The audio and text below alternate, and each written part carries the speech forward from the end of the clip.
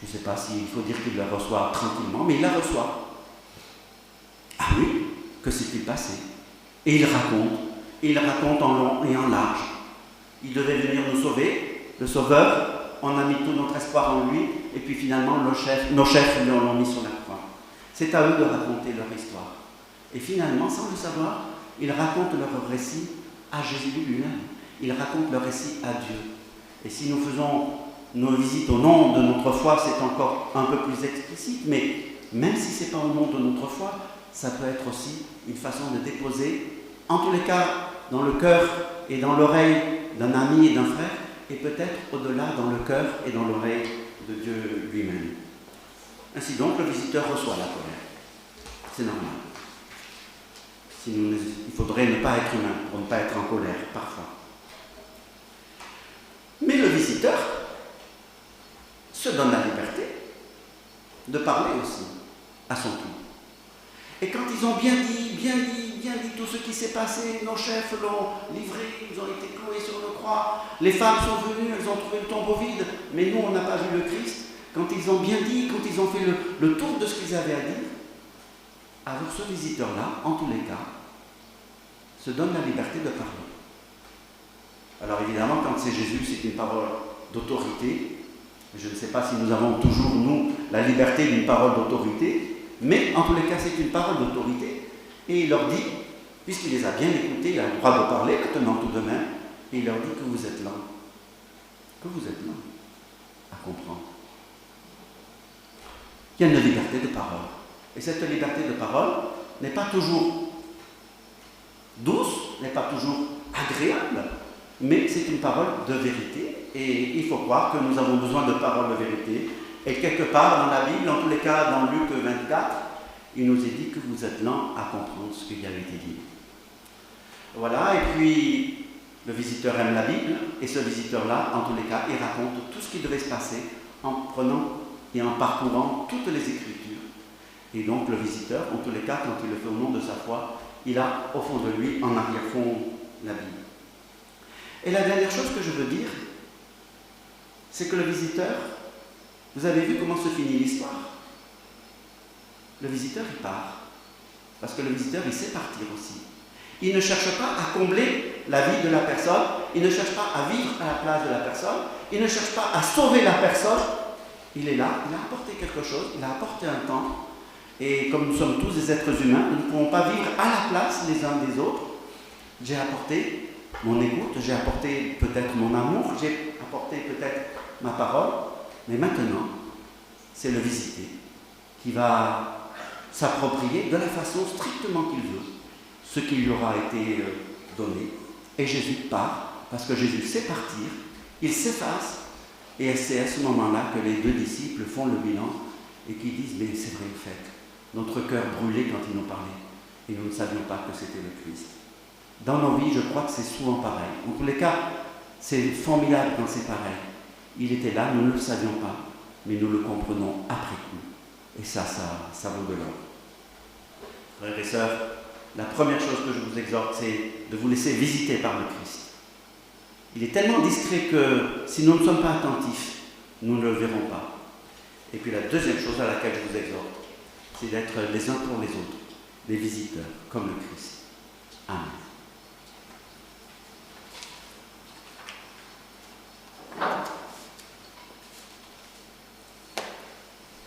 Quelques secondes de silence, un chant, et puis la parole sera à toi, Philippe.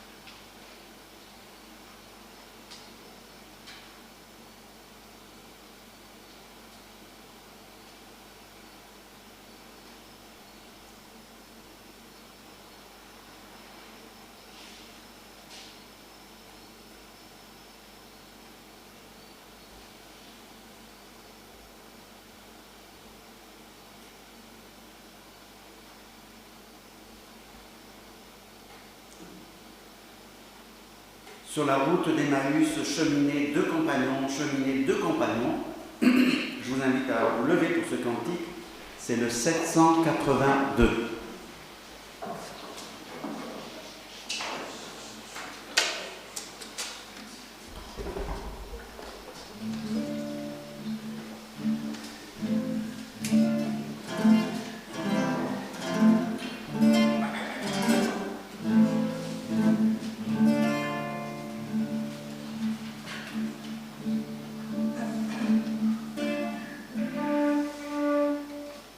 Sur la route d'Emmaüs, cheminaient deux compagnons,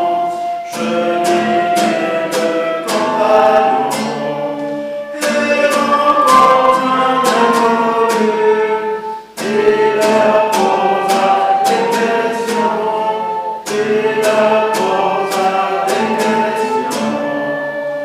On disait que ce Jésus, cette idée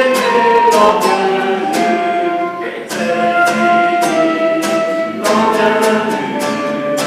On croyait que c'était lui le Messie, que c'était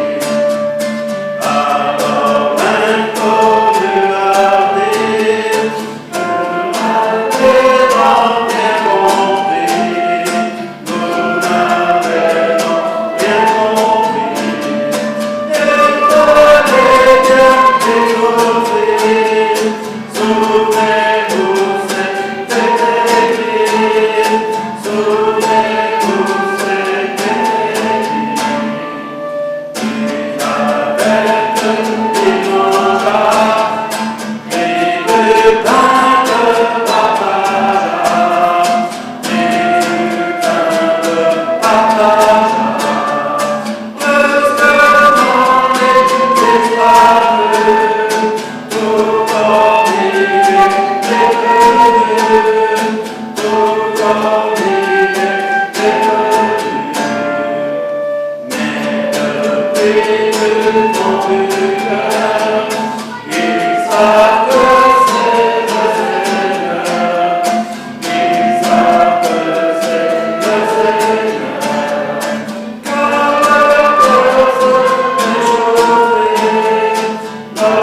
leur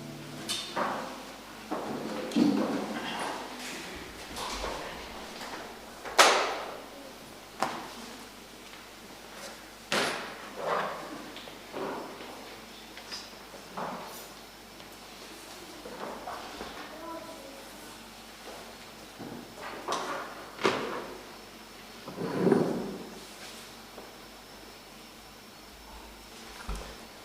Merci à toi pour ce message sur la visite et notre exhortation à voir tous ceux qui sont chers, qui soient près ou loin, proches ou moins proches. C'est un sujet qui nous concerne tous.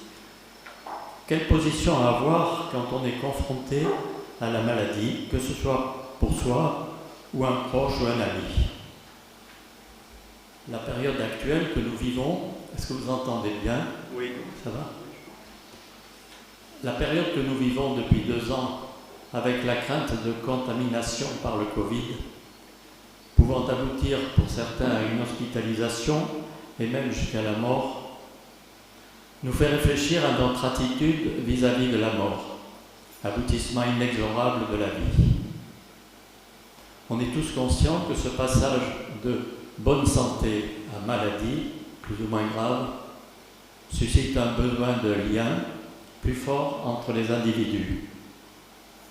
D'où l'importance d'une visite à celui ou celle qui est dans un établissement de soins hospitalier. Chacun le fait à son niveau, pour un membre de sa famille, pour un ami, pour un voisin, un membre de l'Église. De mon côté, voici quelques années, j'ai rejoint une fédération d'associations de bénévoles qui s'appelle de ce nom un peu inquiétant, Jalmal. C'est jusqu'à la mort, accompagner la vie. Son objectif est de changer le regard de la société sur la mort, accompagner les personnes en fin de vie, soutenir les familles, les proches, les personnes en deuil, contribuer au développement des soins palliatifs. Ce soin palliatif, ce terme se dit d'un traitement qui atténue les effets d'une maladie sans la traiter elle-même. Le patient est alors dans un état de confort physique plus ou moins relatif en toute conscience. Il n'est pas forcément conscient. Et on retrouve ces dispositions dans la loi Claes-Leonetti relative aux droits des malades en fin de vie. Une loi de 2016 qui prend en compte le soulagement à tout prix de la douleur, l'interdit de l'obstination médicale déraisonnable, le développement des soins palliatifs, le droit du patient à l'information, l'importance toujours plus grande donnée aux souhaits du malade et à sa participation aux prises de décision le concernant, la possibilité d'exprimer par avance sa volonté pour guider la prise en charge médicale de sa fin de vie, le droit à une sédation profonde et continue jusqu'au décès. Tout ça pour le maintenir dans un état le plus paisible possible et éviter le plus possible une douleur physique. Cette phase de sédation qui peut être décidée par le corps médical en accord avec le patient, s'il est conscient, ou une personne désignée au préalable par le patient dans des déclarations anticipées, cette phase de sédation vise le soulagement de la douleur, de l'angoisse, de l'agitation ou de l'insomnie. Un traitement sédatif doit obligatoirement accompagner l'arrêt du maintien artificiel de la vie chez un patient dont la mort est devenue inéluctable. C'est dans ce contexte que les bénévoles de Jalmal interviennent à l'hôpital et de plus en plus maintenant, essaient en tout cas de progressivement d'intervenir à domicile chez des patients nécessitant des soins palliatifs. En ce qui concerne les visites à l'hôpital, il y a un agrément qui est signé entre l'assistance publique des hôpitaux de Marseille, APHM, et l'association Jalmal. C'est le cas aussi de certaines maisons de retraite qui ne sont pas forcément en APHM. Et personnellement, donc il y a 4 ans, j'ai intégré un groupe de stagiaires qui préparaient pendant un an notre futur rôle de visiteur. Donc encadré par un psychologue et des membres déjà expérimentés de Jalmal, nous avons eu des cours sur la fonction de visiteur en milieu hospitalier, avec parfois des jeux de rôle, pour nous imaginer dans telle ou telle situation et commenter les réactions des uns et des autres. Vous avez tous certainement fait des jeux de rôle dans différentes situations. Une forte recommandation ressort de cette formation, tu l'as cité d'ailleurs Georges, privilégier l'écoute. Rester discrètement, soi-même en retrait. Aider le patient à sortir de sa solitude, de son angoisse, de la maladie, pour qu'il puisse exprimer combien sa vie a pu avoir de valeur, qu'il a pu avoir une vie accomplie.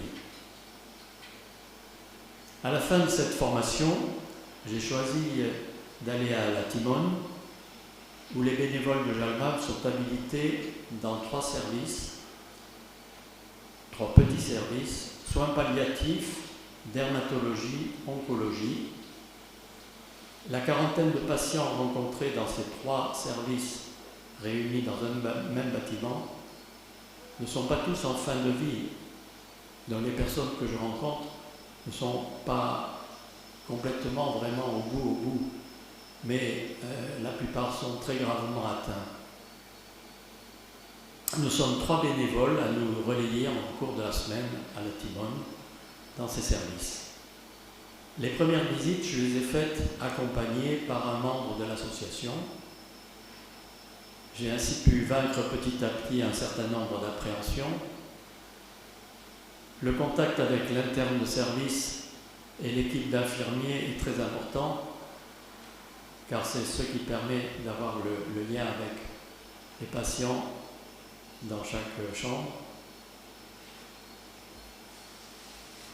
Quand j'arrive, je commence par rencontrer le corps médical pour savoir quels sont parmi les patients, on dit patients plutôt que malades, vous voyez, parmi les patients en état de recevoir une visite ou qui sont particulièrement isolés, sans aucun entourage familial, qui ont besoin particulièrement d'être visités.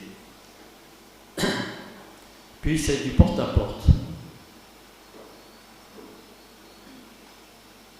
Je frappe, il dort, il ou elle ouvre un œil, je me présente. Est-ce le moment de venir passer un moment avec vous? Quelquefois, ça peut être une réaction. Non, je suis trop fatigué. Bon, je reviendrai un peu plus tard. Ou alors, un mouvement qui peut être de colère aussi. Tu l'as cité, Georges. Non, c'est pas le moment, j'en ai marre de tout, je ne peux pas. Et ça se voit tout de suite à un regard ou à une expression. Et puis une autre fois, bon, alors je vous présente. Et alors, vous êtes d'où? Je questionne un petit peu discrètement, et de fil en aiguille, un début de dialogue s'établit. On aborde les sujets, le lieu de vie, la famille, l'ancien travail. Quelquefois, un conjoint ou un ami est là. On évoque tous ces points-là. Quelques souvenirs précis.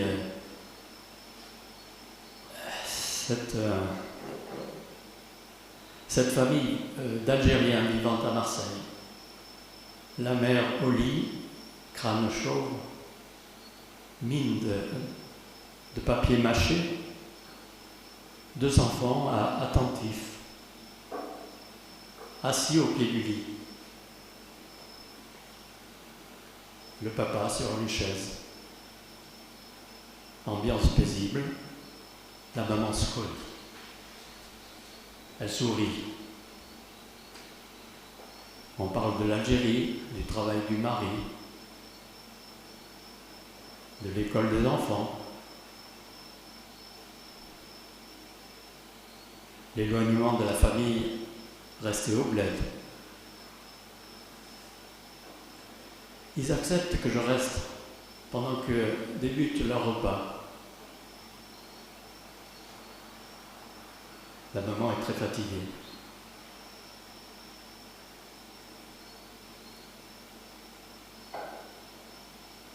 Discrètement, je prends congé de cette famille harmonieuse.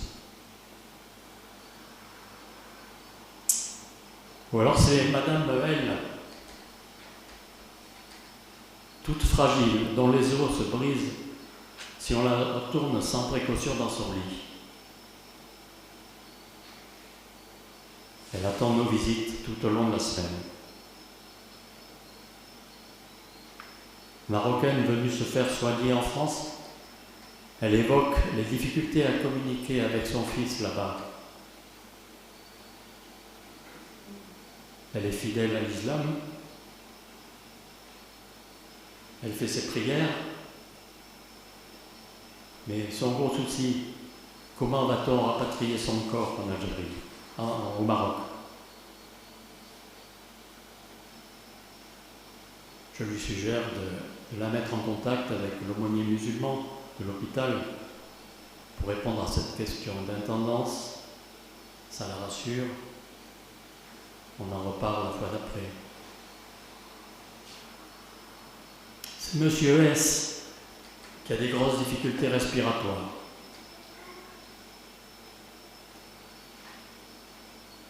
C'est un ancien travailleur en construction métallique dans la région. J'ai travaillé dans ce contexte. Du coup, on échange sur des lieux et des sites industriels où il a travaillé. Il est fier de raconter son parcours professionnel.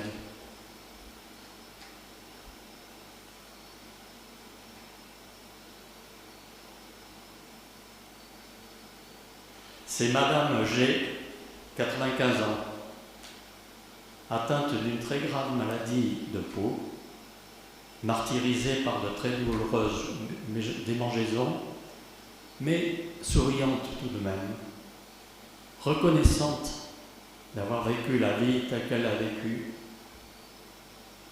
en accompagnant fidèlement la maladie de son mari jusqu'à sa mort il y a 4 ans. Quel beau témoignage.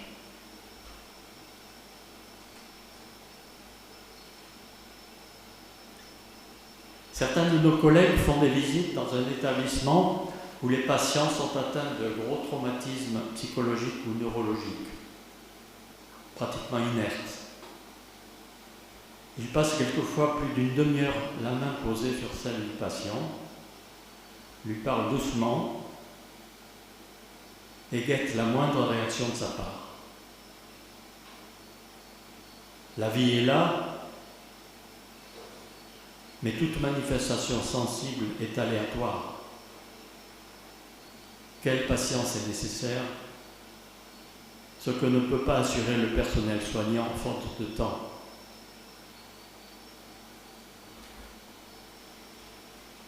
Cette situation du temps, en particulier pour le personnel médical, cela nous arrive de l'évoquer lors du groupe de parole mensuel avec une psychologue. Ce lieu où, à une quinzaine de visiteurs jalmades, nous échangeons nos émotions et notre ressenti suite à telle ou telle visite. Revient alors la réflexion sur la notion de soin, la différence entre le cure, les soins actifs pour si possible guérir la maladie, action principale du corps médical, et le care, soin avec ménagement et sollicitude qui permet d'apporter au patient un état complet de bien-être physique, mental et spirituel. Donc cette différence entre le cure et le care. Voilà, comme vous le savez, la crise du Covid prive certains établissements de visites, non seulement pour les bénévoles, comme pour nous, mais aussi pour les familles, car actuellement, depuis début décembre, à la PHM, nous ne sommes pas autorisés à faire des visites. Certains établissements privés l'autorisent, et c'est là qu'on peut réellement se poser la question, le care n'est-il pas plus important que le cure dans une situation aussi incertaine et anxiogène que nous vivons aujourd'hui? On a beaucoup parlé pour les maisons de retraite lors du premier confinement en particulier. Voilà, donc c'est une question que je vous lance.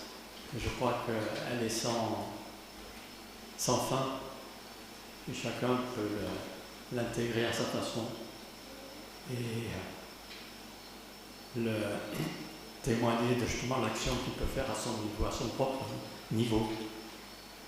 Merci. Merci à toi.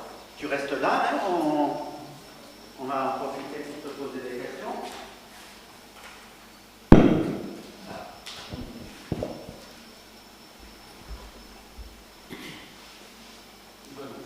Allez, pardon.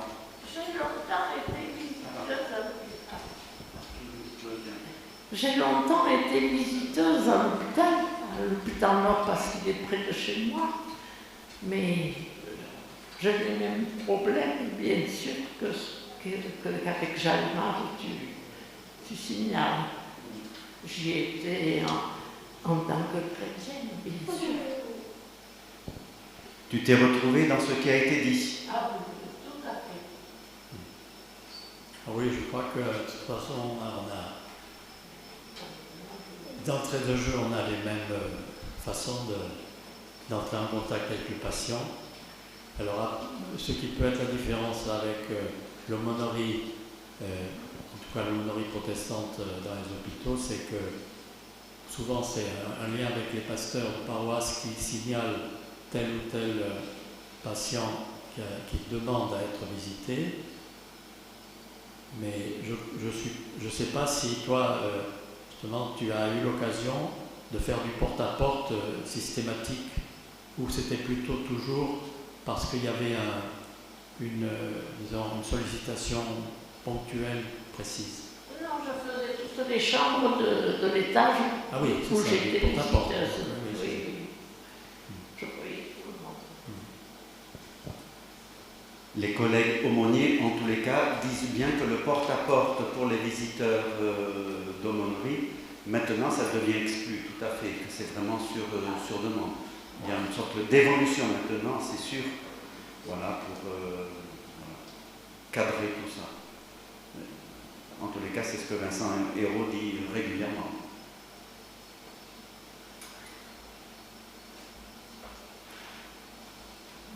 Il y a là-bas au fond. Alors du coup, Philippe, la question suivante, c'est est-ce que l'association dans laquelle tu milites, qui permet effectivement d'avoir des groupes de parole et d'être dans un groupe assez conséquent avec toute la richesse que ça a, te permet d'avoir un témoignage spécifique en tant que chrétien dans tes visites? Je ne sais pas. Je le fais avec tout mon cœur. Mais de toute façon, Jalmalve est une association laïque et il est justement dans les statuts indiqué qu'il ne peut pas y avoir de référence religieuse dans notre présence auprès des patients. Bien entendu, quand il y a une question qui touche à la spiritualité, que ce soit spiritualité, je dirais, au sens large, ou une spiritualité de religion, d'une certaine religion, on est amené à l'évoquer. Je me rappelle effectivement là c'était un protestant plutôt des milieux évangéliques